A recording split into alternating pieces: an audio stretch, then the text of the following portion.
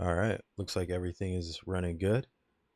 Finally recording. I hope the audio is nice. It sounds kind of crisp, maybe a little weird.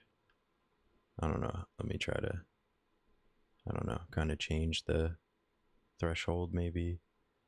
Get the attack kind of more full. A little bit more full there. A little bit. Okay. Okay. All right, welcome. I'm glad everybody could join us here. And today we're going to be doing something kind of fun. We're going to just analyze one of the cool people I see on YouTube, kind of shooting out things I personally find to be very helpful and constructive for the average man. Currently, today it's 48 degrees and cloudy outside, so that's why we're not catching any sun rays anymore. It is 3:23 p.m. So I was outside from 9:30 a.m. to 3:30 ish. I was in the office a little bit as well. So there's that. So today we're going to jump into a little video by Jeff, and he's going to be walking around being completely impervious to the social situation he's in, following whatever his course of action is in his head that he wants to do, staying in perfect freedom while doing it, despite the outside influence that would seem to be probably challenging for the average person to deal with. Um, so we're going to step into that right now. All right, we're back. Same street, All same right. chaos, same puddles of mystery liquid that I'm choosing to not identify. Spoiler alert, it's horse piss and puke. In 2014, I stood right here and I told you that the universe doesn't give a fuck about you, life is absurd. Camus had it figured out in his essay, The Myth of Sisyphus. Last year, 2025, I came back and I told you what happened when I had to actually live that thesis.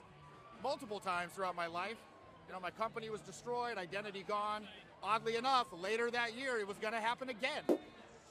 And I told you in that video, you don't just accept the chaos, you shape it, you become the storm.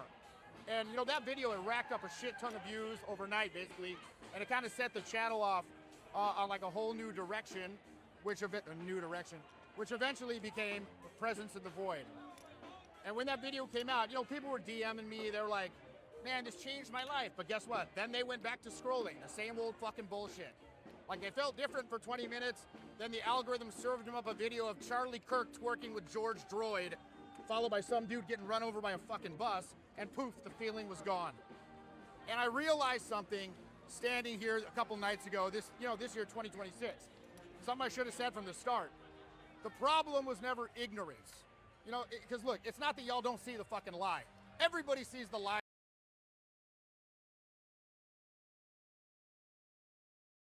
Okay, so he's kind of diving directly into a philosophical answer to a problem that was very shortly touched on, which is this disengaged notion of young men, maybe middle aged men as well.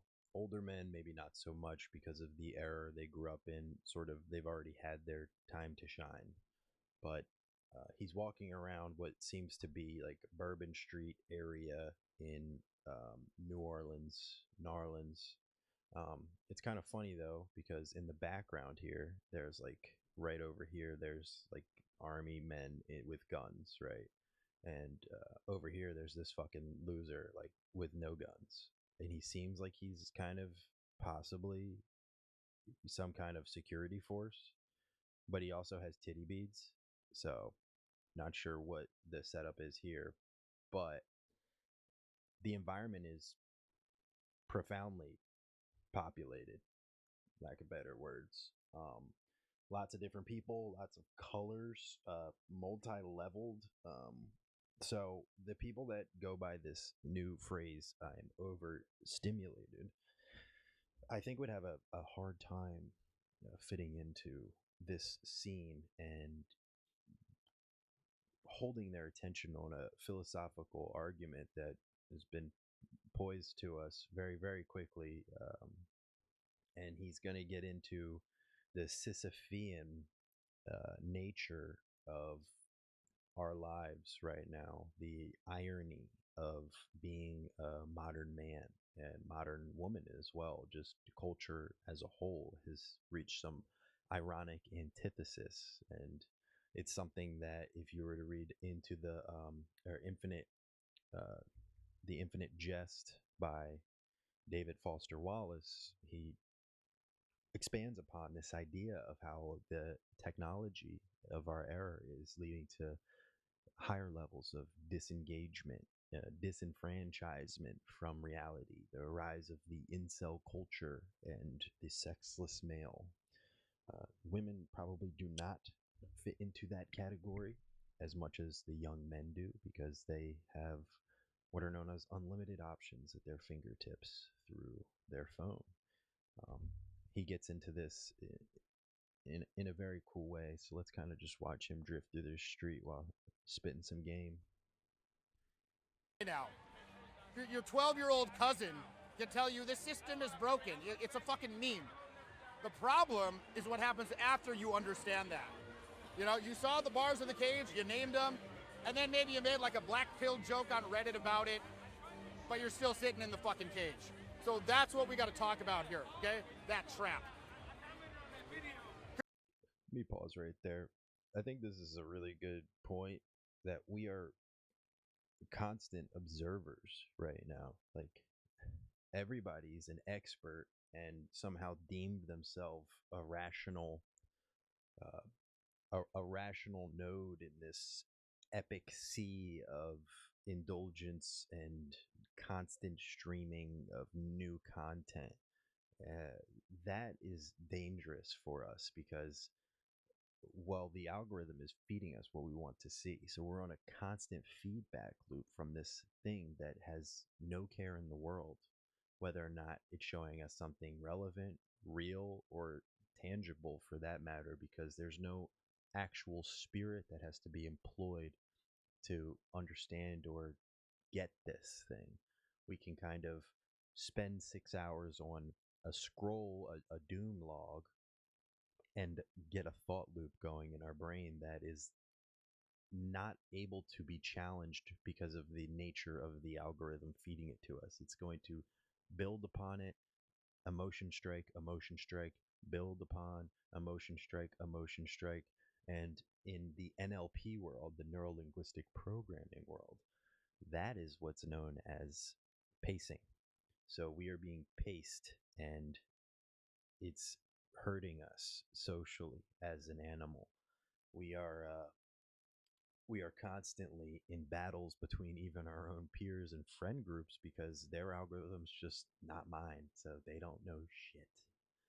That's the constant notion these days. Why is that not helpful? Well, because they're going to make you drink some hemlock if you say some bullshit. So let's keep going. Confusing awareness with transformation is the mistake. So maybe you watched that video last year. Maybe you went and read the fucking Camus essay, or neither. Maybe you just had some like dark night of the fucking soul at 3 a.m. where your whole life just fell apart. And then you saw that.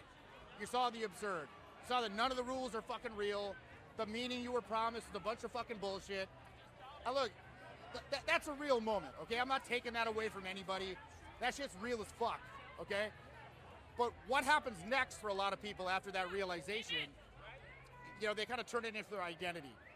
This nothing matters stops being some like revelation and starts being like a fucking vibe. An excuse to just not try at all. You know, they use it to explain why they don't call their mom back. Sorry, Mom. But, you know, in other words, that insight that was supposed to set them free becomes the new cage. And look, there's a philosopher that talks about this. This guy Zizek, Slavoj Zizek, the Slovenian dude, appears rather disheveled. And he called this the cynical subject. And here's how this works, okay? The old version of being controlled. Okay, those ladies were definitely feeling it.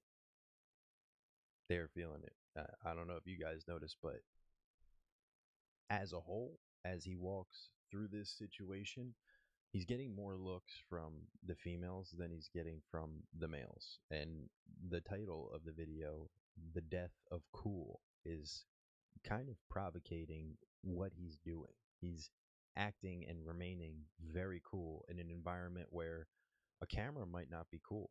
And this in and of itself is ironic because in order to absorb this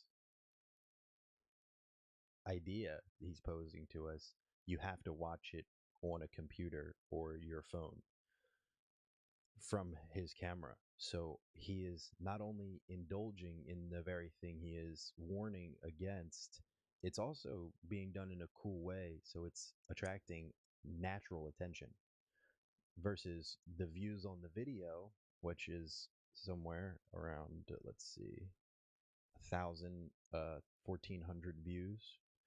So 1,400 views on a video, none of those people are real by any stretch of imagination. I mean, there is an entity on the other end, but they're not engaged in a conscious way when watching the video.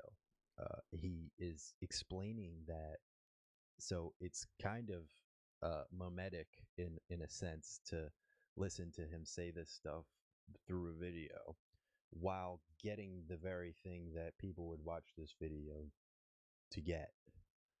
So it's working. It's working. So everybody should buy a camera and start to create versus consume. By the system was very simple. You didn't fucking know. You believed the story. You thought the American dream was guaranteed, and you know your boss has your best interests at heart. When he says we're a family here, if you just follow the fucking rules, life would work out, right? In my company, we are a family. All right, it is a fucking family. In other words, you were deluded. The cynical subject, on the other hand, is different. The cynical subject fucking knows, right? He sees the game. He can name every mechanism of control. He knows he can explain just how the media controls and manipulates him, how the economy exploits him, how, you know, social media is designed to keep him fucking addicted. But he does it all anyway. You know, you could be the smartest motherfucker in the room, you know, about how broken this broken shit is and all this, and that intelligence becomes its own anesthesia. Because as long as you're analyzing the problem, you don't have to feel it. And as long as you don't have to feel it, you don't have to take any fucking action. That's most of you, right? That's most of the people who watched that last video and like felt some kind of fucking way and then let it slip away. Yeah. You are sedated by your own awareness. So that was cool. Now there's another dude who saw this coming, an author that I'm a big fan of, David Foster Wallace. And what Wallace identified fucking decades ago, before any of this fucking shit, was that irony has become the dominant cultural mode. And irony's really good at what? One thing, tearing shit down. You know, making anything sincere look stupid. And look, man, irony is great at... So we all look stupid. This is kind of the point here. We all look dumb. Why do we look dumb? Because we're the consumer. So from the other end of consuming, you have an active actor. The active actor, let's poise an idea here. You're in a play on a stage. Your name is definitely Jim, but you have convinced yourself for the sake of the show, your name is not Jim. Your name is Romeo. Okay? And you're kind of a twisted lover, and you're willing to do whatever it takes to make sure she comes home with you. Okay. During that act, that overwhelming, energetic experience, you kind of get to a moment where you can look into the crowd in the seating in the theater, and people have tears in their eyes, and they're not crying for Jim and his wonderful performance. They're crying for Romeo and his, I guess, tragic love.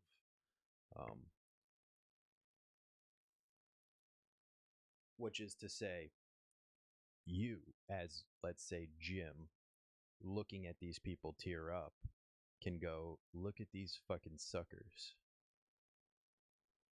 They just fell for it. I'm not Romeo. I'm not even going to die today. I'm going to get paid and get some notoriety going. So from one end, we're dumb, because we are consuming all this stuff and not taking action. And it's ironic because from that position, we actually feel empowered because of our culture today to say that that is the dominant position and we don't need to take action because we have already psychoanalyzed the entire event. We are we are the theater crowd, if you will. Let's check out what he's got to say. Dismantling bullshit, but it cannot build anything. Irony can just like point at shit and be like, oh, look how stupid that is. So now everybody's a critic. Everybody's above it. Nobody's actually in anything. Okay, that's the poison, because irony doesn't protect you; it fucking numbs you, and numbness is not strength. You think it's strength because you can't be hurt, but really it's like, death by 1,000 eye rolls. You become the person who's too smart to care, too cool to risk looking stupid. And you know what that looks like from the outside? It looks like fucking nothing, because that person is fucking nothing. They've optimized themselves for safety and become fucking invisible. And the real fucked up part of this is Wallace was right, and being right didn't save him either. Because knowing the diagnosis doesn't cure the disease, okay? All right, right That's there, the lesson. You got Drunkle, and Drunkle is definitely taking action, but he's hurting. You can tell he's hurting bad. Somebody needs to give this guy a hug, maybe would help. It's not working out for him, and that is the poison of alcohol, is that the confidence it has given one to take action is quickly subdued by the level of incompetence, irrationality, just plain old stupidness in a bad way. It's not an admirable stupidness because the presence is there. It is a drunken bravado. It is a mask being put on in order to take action. As a real action taker, we cannot live on that standard because liquid courage ain't real, brother. Let's keep going. And over and over and over. Knowing is not the same as living. And in that Camus essay, Myth of Sisyphus, everybody knows the fucking Sisyphus part. The dude with the boulder, rolling it up the hill again and again and again, acceptance, push the rock, all that shit. But the last essay in that chapter, it lays out these 4 archetypes of what it looks like to actually inhabit the absurd, to live it, right? Not just accept it, live it. And it's like, the conqueror, the actor, the artist, and one is, the archetypes is Don Juan. Now, before your brain goes where I know it's about to go, this ain't about, body count, okay, or being a player. Camus. So the alcohol is like really starting to work on him now. He doesn't actually have an agenda anymore. He just locked on to following this guy Jeff around now while staring at the camera. That's funny because it does look almost as if he's trying to make a point about something. He disagrees, maybe, or he finds it obscene to be recording so freely in a situation like this. Who's to say? When there's chemicals involved, it could really just be about anything. He could have forgot that he's even staring at a camera. But either way, old man's getting his jive. He was not writing a fucking pickup manual, but what he saw in Don Juan was something way more dangerous than seduction, okay? He saw a man driven by lucid passion, right? Not compulsion or like this pathological need to conquer, just a guy who understood that. Okay, so yeah, like right here again, we got Greg, Donald, maybe Donald for sure. We have Donald sipping on piss and walking around with his hand in his pocket. Donald is probably rich. He's probably loaded, and his daughter Megan is really the reason he's walking around because she's in one of these bars, and he's trying not to think about it while putting this in his mouth. And pause. Why do I bring that up? Well, he's just not taking action. I mean, his body tells us he's given up on the action phase. He is now in the reclusion phase. I don't even know the word to put to something like this because I don't like to think about it, but it's real and they're out there. And most people are this guy. Not many people are like this guy, but we can be. Every moment is finite, nothing lasts, no relationship is guaranteed to continue, and in understanding that, responded by going harder into each moment instead of pulling away, right? Because irony pulls away, irony pulls back. The whole modern posture of irony is don't invest too much because shit might not last. Like, don't get caught being the person who cares more. Camus' Don Juan is the opposite, right? He says, I know all this shit ends, right? And I'm going all in anyway. Not because he's naive or he thinks love conquers all or whatever Hallmark bullshit, right? He says, I know all this shit ends. This is kind of funny here too. Right? And I'm going all in anyway. Not because he's naive. Okay, my man here, he is looking into the eyes of his 2 a.m. Okay, he's actually seeing the future. He looks a little nervous. I'm not gonna lie. He looks a little upset. There's a sense of shyness, meekness, and possibly bad decisions coming from this man here because he's talking to this one here, and he's got that one there. So he's working double angles, and both of these are going to require forklift certification. And he seems to be the man for the job, and they're going for it. Stacy and what used to be a Megan are about to have fun tonight. Let's go back to the void. Love conquers all or whatever Hallmark bullshit, but because the finality itself is the reason. The fact that it won't last is exactly why it matters right now.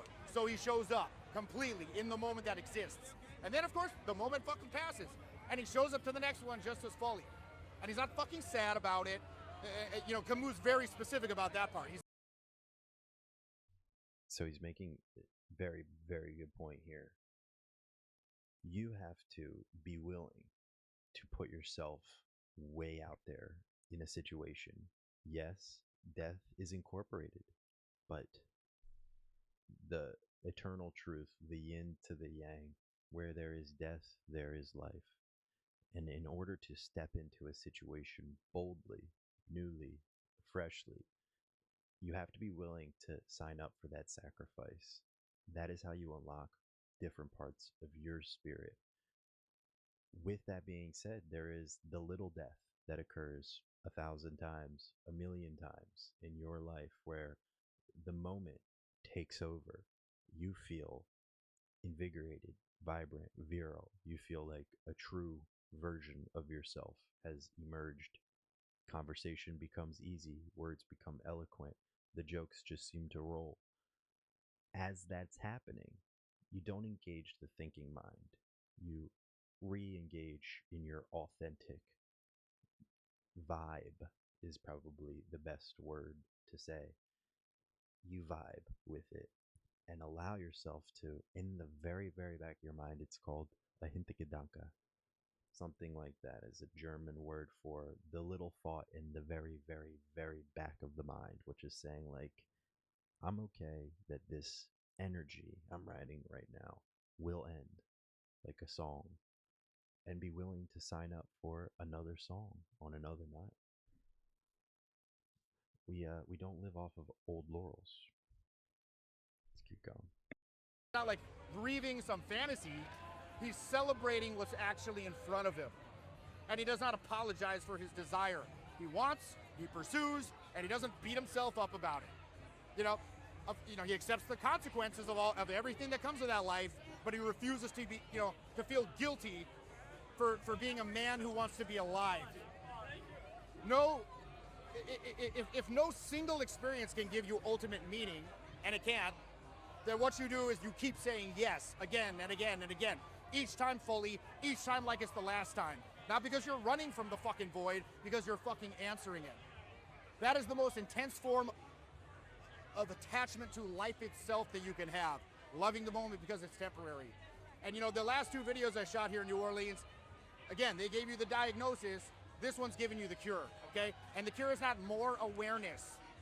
The cure is a romantic seriousness about being alive.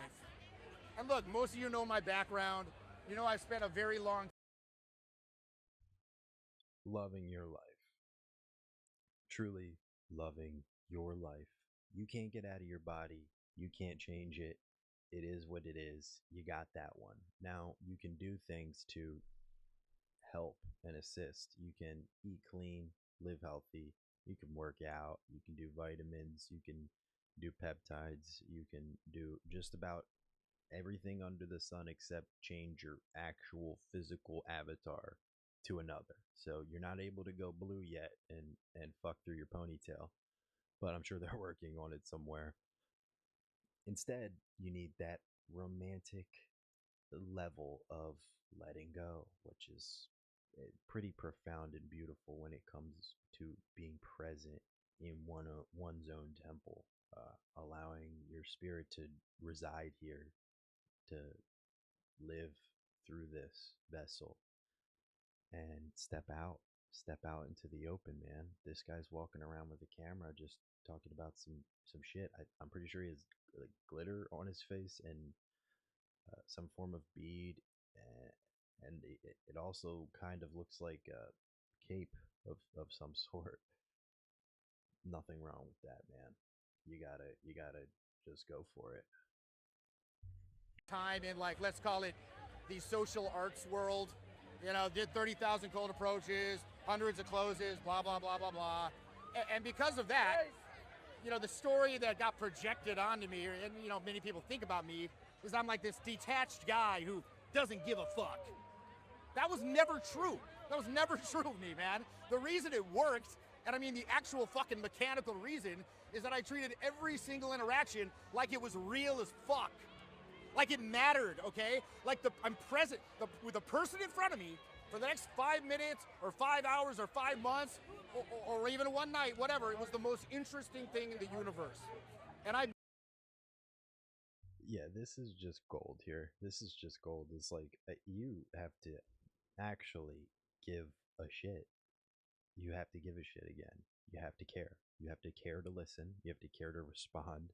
You have to care to be chill. You have to care to be cool, kind, funny, flirty. You have to improve that personality factor here. That's being sucked out of you from within. It's gonna be scary.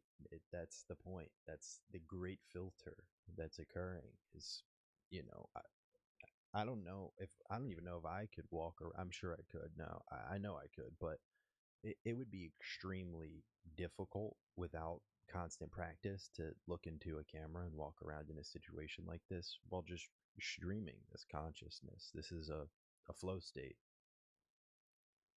it was real every fucking time. Not as a line or a technique. I wasn't pretending to care to get a result. I was genuinely in the moment with another human being, giving it 100%, knowing goddamn well it might end in 30 seconds, knowing it would definitely end eventually. And every interaction was epic and like a glorious epic while it lasted. A small, temporary, intense world that I was fully fucking inside of. And when it ended, I just let it end. You know, I didn't chase. A lot of different glares here. So you have Bad Bunny here. He was not too happy. Um, and then like a few seconds ago, you have Knowing it would definitely end eventually. And every interaction was epic and like a glorious epic while it lasted. She's here on the A right. small, temporary. She's like, "What the fuck is this? I disapprove." Right here, watch the Intense. eyes. Yeah, see, she's like, "Who the fuck do you think you are?" Right, and that's the beauty is that the people that are locked away within themselves, they can't agree. He touched on it at the beginning. They can't agree with somebody doing something courageous or bold or putting themselves out there to look stupid, to look silly, to look like the weird guy with a crown and a cape and some beads walking around with glitter on his face recording himself. That's she's like, why doesn't he just get a little drinky Why doesn't he get his drinky poo going and just be like the rest of us? That's the trap. That's what we are getting out of.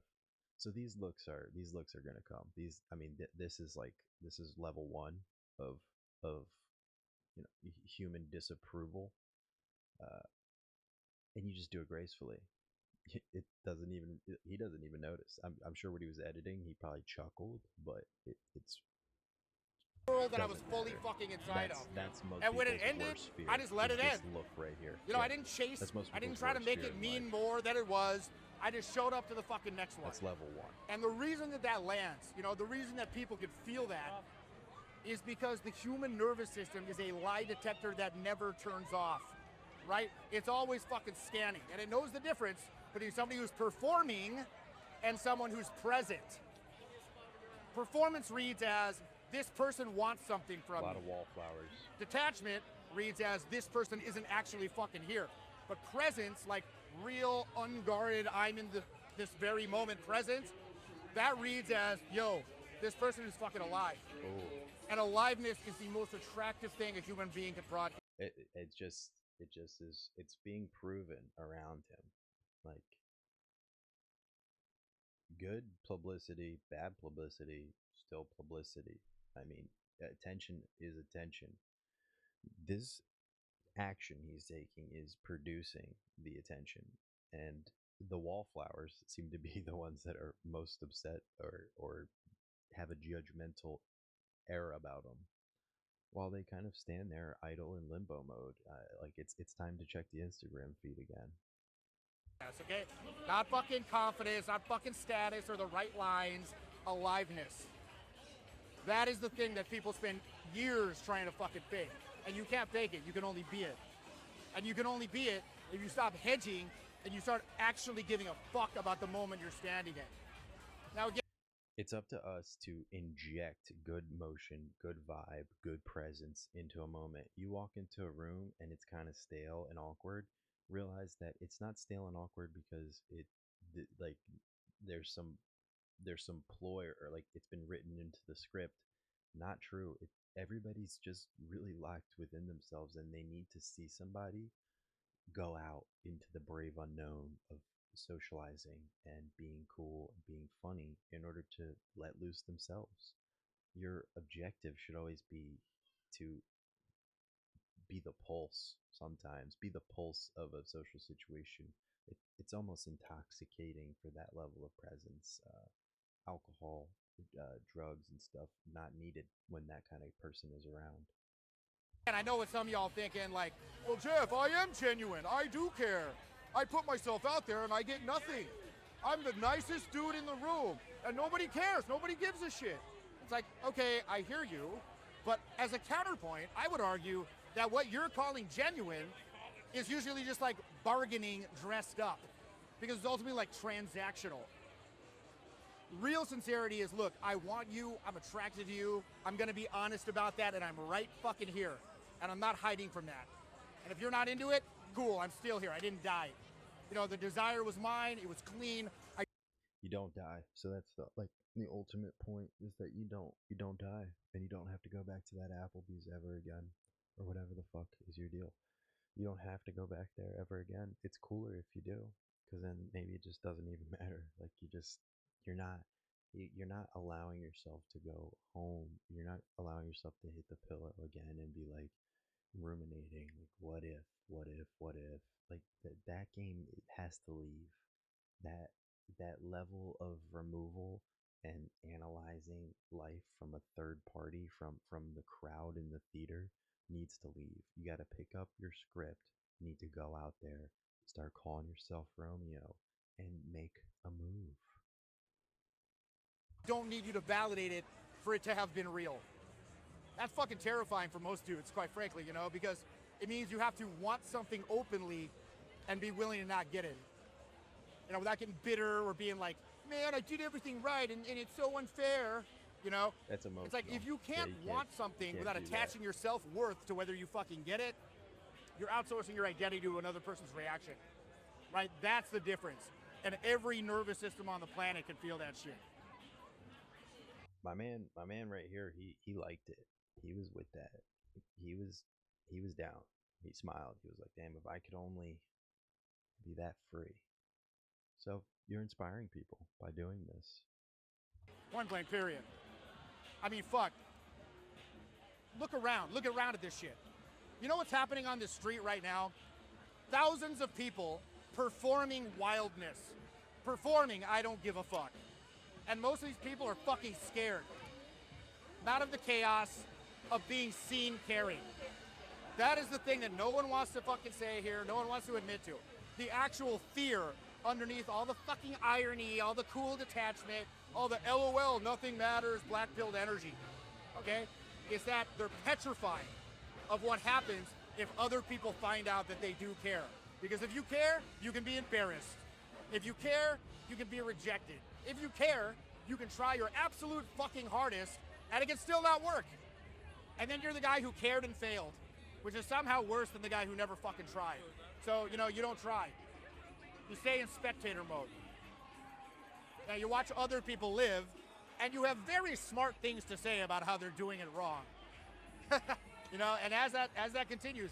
So that's a good point as well, because I'm sitting here and I'm also actively participating in part of the problem by even recording this video. I am self-admitting in a sense that, you know, I'm willing to sit in a room and talk to a screen and a camera as well.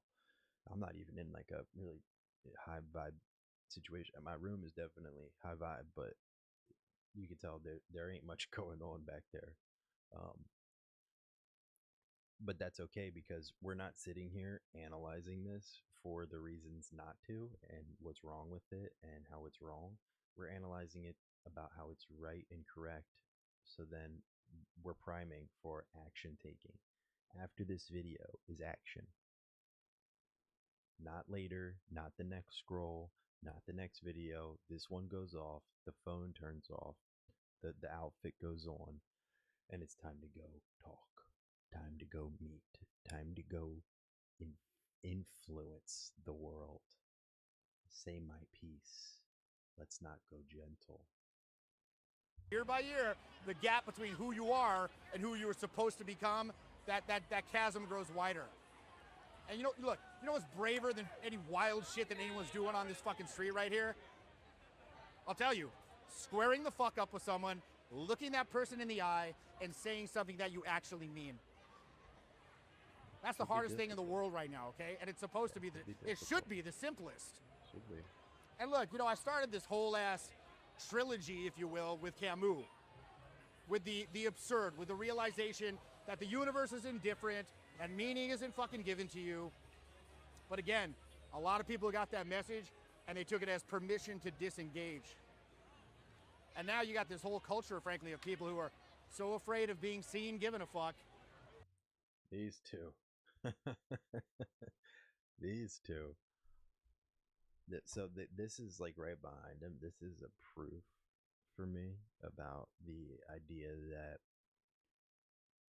well, hey, look, it's kind of funny point to stop it, but this is, damn, she's got all the beads. He definitely has a bankroll. Like, people were just, he was buying them shits from people and throwing them on her. That's, yeah. But this is proof to me that, like, you do sometimes meet people that look like they should be your sister, because these two have the same eye structure, same nose.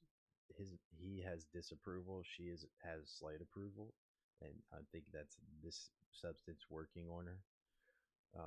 Definitely cool, but like, let's see what they do. You know, they've made not caring.